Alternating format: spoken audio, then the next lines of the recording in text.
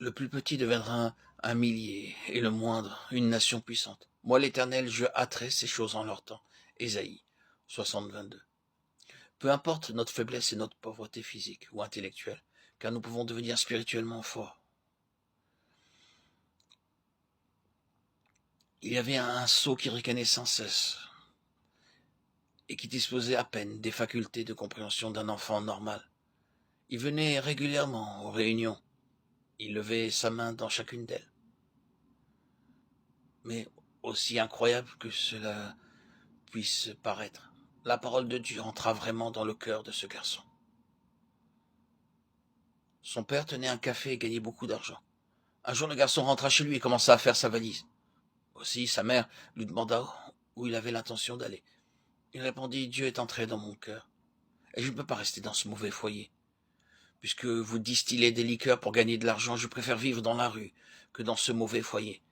Et la mère lui dit: mais c'est pour toi que nous gagnons cet argent. Nous ne voulons pas cet argent pour nous. Nous allons mourir bientôt et tout l'argent t'appartiendra. Le garçon répondit: je n'en veux pas. La mère en parla au père et il se mit à supplier le garçon de rester. D'abord, il refusa, mais il leur dit en définitive qu'il allait rester à condition qu'il jette les fûts de liqueur. Le père dit: quelle perte! Nous n'allons pas les jeter, mais les vendre. Donne-nous le temps nécessaire et nous irons habiter dans une autre maison. Le garçon dit: vous péchez par ces choses. Il faut jeter les liqueurs. Pourquoi ruinez-vous les autres en les leur vendant? Je ne resterai point, à moins que vous les jetiez. Il était absolument résolu, déterminé. Or, il était un enfant unique, et il l'aimait tellement que le père jeta le contenu des fûts de liqueur, qui coulèrent comme une rivière.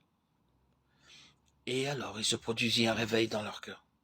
C'est ainsi que le Seigneur peut même employer des gens insensés, tels que cet enfant.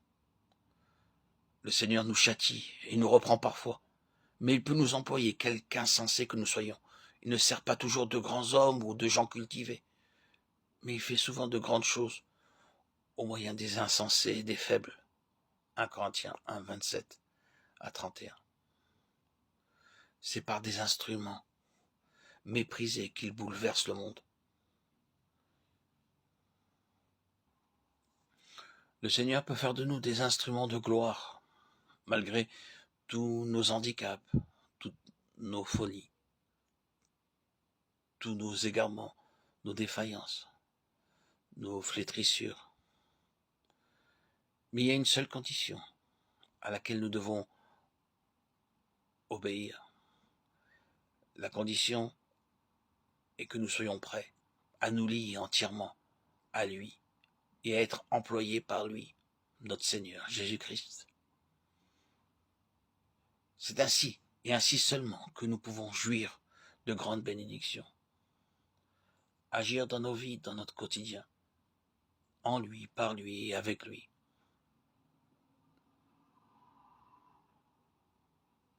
Nous serons alors comblés de ces merveilleuses bénédictions qui sont offertes, accordées à tout croyant, aussi faible qu'il soit.